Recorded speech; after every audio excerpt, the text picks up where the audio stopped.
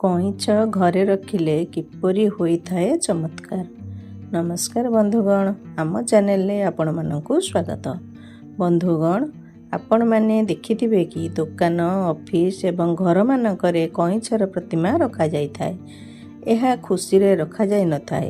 ବନ୍ଧୁଗଣ, ଧର୍ମଶାସ୍ତ୍ର ଏବଂ ବାସ୍ତୁଶାସ୍ତ୍ରରେ ଏହା ମାନ୍ୟତା ଅଛି କି କଇଁଛକୁ ଘରେ ରଖିବା ଅବା କଇଁଛର ପ୍ରତିମୂର୍ତ୍ତିକୁ ଘରେ ରଖିବା ଅତ୍ୟନ୍ତ ଶୁଭ ହୋଇଥାଏ। ଯେଉଁ ଘରେ କଇଁଛର ମୂର୍ତ୍ତି ଥାଏ ଏବଂ ସେହି ଘରେ ସଦାସର୍ବଦା ମା ଲକ୍ଷ୍ମୀ ବିରାଜମାନ ହୋଇଥାନ୍ତି, କାରଣ କଇଁଛ ବିଷ୍ଣୁଙ୍କର ଏକ ଅବତାର ଅଟେ। ଭଗବାନ ବିଷ୍ଣୁ କଇଁଛର ରୂପ ଧାରଣ କରି ସମୁଦ୍ର ମନ୍ଥନ ସମୟରେ ମନ୍ଦରାଚଳ ପର୍ବତକୁ ନିଜ ପିଠିରେ ଧାରଣ କରିଥିଲେ। ଏହାଦ୍ୱାରା ସମୁଦ୍ର ମନ୍ଥନର ସମସ୍ତ ସମସ୍ୟା ଦୂର କରିଥିଲେ। ଏହା ଶାସ୍ତ୍ରରେ ବର୍ଣ୍ଣିତ ଅଛି। ଯେଉଁ ଘରେ କଇଁଛ ବା କଇଁଛର ପ୍ରତିମା ରହିଥାଏ, ସେହି ଘରେ ଶ୍ରୀ ବିଷ୍ଣୁଙ୍କ ସହିତ ମା ଲକ୍ଷ୍ମୀଙ୍କର ଅପାର କୃପା ମିଳିଥାଏ। ଏବଂ ଆଜି ଆମେ ଜାଣିବା କଇଁଛ ବା କଇଁଛର ପ୍ରତିମା ଘରେ ରଖିବା ଦ୍ୱାରା କ'ଣ ସବୁ ଲାଭ ମିଳିଥାଏ। ଭିଡ଼ିଓ ଆରମ୍ଭ କରିବା ପୂର୍ବରୁ ମୁଁ ଆପଣମାନଙ୍କୁ ଅନୁରୋଧ କରୁଛି କି ଯଦି ଆପଣ ଆମ ଚ୍ୟାନେଲକୁ ଏପର୍ଯ୍ୟନ୍ତ ସବସ୍କ୍ରାଇବ୍ କରିନାହାନ୍ତି, ତେବେ ଆମ ଚ୍ୟାନେଲକୁ ସବସ୍କ୍ରାଇବ୍ କରି ପାଖରେ ଆସୁଥିବା ଘଣ୍ଟି ଚିହ୍ନକୁ ଦବାଇ ଦିଅନ୍ତୁ, ଯାହାଦ୍ୱାରା ଆମର ସବୁ ଭିଡ଼ିଓର ନୋଟିଫିକେସନ୍ ଆପଣଙ୍କ ପାଖରେ ପହଞ୍ଚି ପାରିବ। ଭିଡ଼ିଓ ଶେଷ ହେବା ପର୍ଯ୍ୟନ୍ତ ଦେଖନ୍ତୁ ଏବଂ ଭଲ ଲାଗିଲେ ଗୋଟେ ଲାଇକ୍ କରିବା ସହିତ ସାଙ୍ଗସାଥିମାନଙ୍କୁ ସେୟାର କରିଦିଅନ୍ତୁ। ବନ୍ଧୁଗଣ, କଇଁଛକୁ ଘର, ଅଫିସ ଏବଂ ଦୋକାନର କେଉଁ ସ୍ଥାନ, କେଉଁ ଦିଗ ଏବଂ କିପରି ରଖିବା ଦ୍ୱାରା ଘରେ ସୁଖ ସମୃଦ୍ଧି ବୃଦ୍ଧି ପାଇବା ସହିତ ରୋଗ ଏବଂ ଋଣରୁ ମୁକ୍ତି ଦେଇଥାଏ। କଇଁଛ ହେଉ ଅବା କଇଁଛର ପ୍ରତିମା ହେଉ, କେବଳ ଗୁରୁବାର ଦିନ ଘରକୁ ଆଣିବା ଏବଂ ସ୍ଥାପନ କରିବା ଉଚିତ ହୋଇଥାଏ। କୁହାଯାଏ କି ଘରେ କଇଁଛକୁ ରଖି ତାକୁ ଖାଦ୍ୟ ଦେଇ ତାର ଯତ୍ନ ନେଲେ କଇଁଛଟି ଯେତେ ଯେତେ ବଡ଼ ହୋଇଥାଏ, ଘରୁ ସେତେ ସେତେ ଦୁଃଖ କଷ୍ଟ ଦୂର ହୋଇଥାଏ। ଧନ, ସୁଖ, ସମୃଦ୍ଧି ବୃଦ୍ଧି ପାଇଥାଏ। କିନ୍ତୁ ସମସ୍ତଙ୍କର ଘରେ କଇଁଛକୁ ରଖି ପାଳନ କରିବା ସେତେଟା ସମ୍ଭବ ହୋଇନଥାଏ। ସେଥିପାଇଁ କଇଁଛର ପ୍ରତିମା ଘରେ, ଅଫିସରେ ଏବଂ ଦୋକାନରେ ରଖିପାରିବା, ଯାହାଦ୍ୱାରା ସେତିକି ଫଳ ମିଳିଥାଏ ଯେତିକି ଜୀବିତ କଇଁଛ ରଖିବାରେ ମିଳିଥାଏ। କଇଁଛ ବାସ୍ତୁ ଅନୁସାରେ ରଖାଯାଇଥାଏ ଅବା ବାସ୍ତୁର ନିୟମକୁ ମାନି ରଖାଯାଇଥାଏ। ଏହି କଇଁଛ ବିଭିନ୍ନ ସାଇଜର ବିଭିନ୍ନ ଧାତୁରେ ହୋଇଥାଏ।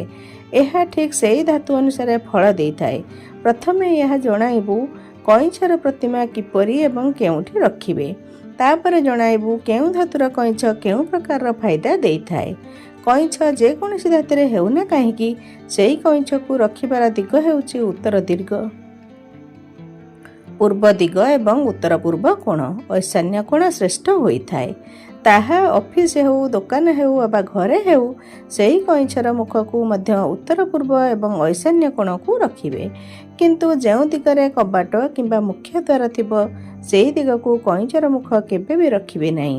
କଇଁଛକୁ ରଖୁଥିବା ପାତ୍ରରୁ ପ୍ରତିଦିନ ପୁରୁଣା ପାଣିକୁ କାଢ଼ି ନୂଆ ପାଣି ରଖିବେ ଏବଂ କଇଁଛଟି ଯେମିତି ଅଧା ବୁଡ଼ିକି ରହିବ, ସେହିପରି ପାତ୍ରଟିଏ ନେବା ଉଚିତ ହୋଇଥାଏ। କଇଁଛକୁ ଯେଉଁ ପାଣିରେ ରଖିବେ ତାହା ଗଙ୍ଗା ଜଳ ବା ଗଙ୍ଗା ଜଳ ମିଶ୍ରିତ ସାଧାରଣ ଜଳ ହେବା ଆବଶ୍ୟକ ହୋଇଥାଏ। କିନ୍ତୁ ଯେଉଁ କଇଁଛଟି ବେଡରୁମ୍ରେ ଅବା ଶୟନ କକ୍ଷରେ ରଖିବେ, ସେଥିରେ ପାଣି ଦେବେ ନାହିଁ, ତାକୁ ଶୁଖିଲା ରଖିବେ ଏବଂ ପ୍ରତିଦିନ ପରିଷ୍କାର କପଡ଼ାରେ ପୋଛି ପରିଷ୍କାର ଭାବରେ ରଖିବେ। ଏହାଦ୍ୱାରା ଅନେକ ପ୍ରକାରର ଫାଇଦା ହୋଇଥାଏ।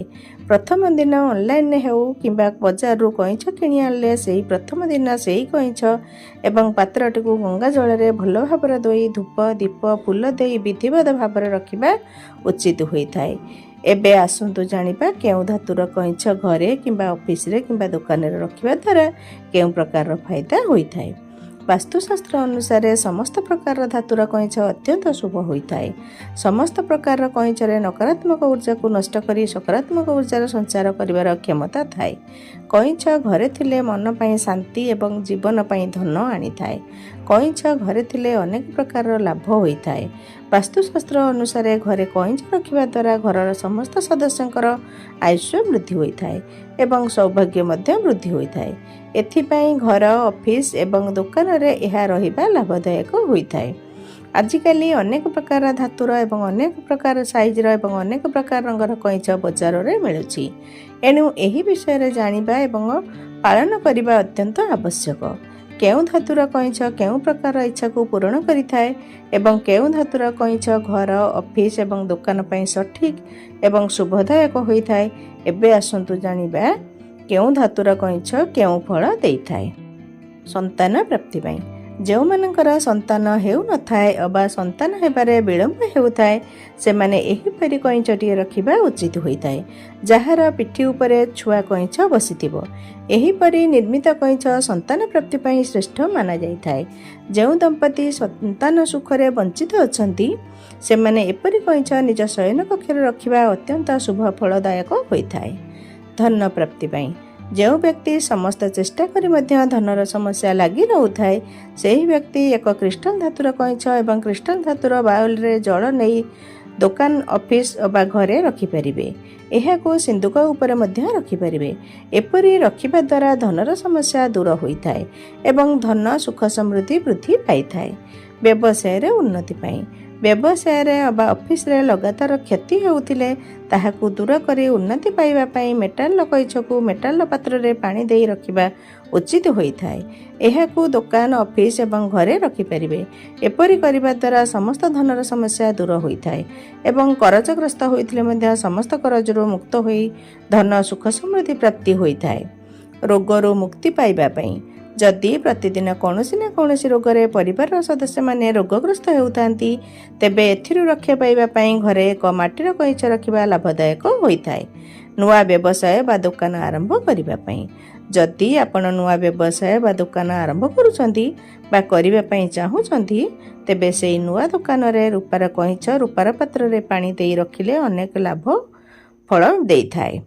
एपरि रखिबा द्वारा व्यवसाय उन्नति हेबा सहित जीवन धन सुख समृद्धि रे भरी जाइथाए। परीक्षा रे सफलता पाइबा पई आजिकाली पिलामानक सहित बड़ माने मध्य चाकरी रे प्रमोशन पाइबा पई प्रतिदिन प्रस्तुत हेउथांती। एही परि समय रे पितळर कईंच पितळर पात्र रे पानी देई घरे रखि परिबे। एमिति करले शुभ फल मिलिथाए। बंधुगण जदि एही वीडियोटी भल लागिला तेबे गोटे लाइक करबा सहित एहाकु शेयर करि दियंतु। एमिति नुआ नुआ दरकारी प्रसंग जानिया पई आम चैनल को सब्सक्राइब करी पाखरे आसुथिबा घंटी चिन्ह को दबाई दियंतु। भक्तिर थारे कमेंट बॉक्स रे निज इष्ट देवंक नाम लिखि दियंतु। प्रभुंक कृपा हेले आपनक जीवनर सब दुख कष्ट दूर होइजिवो। धन्यवाद। जय जगन्नाथ।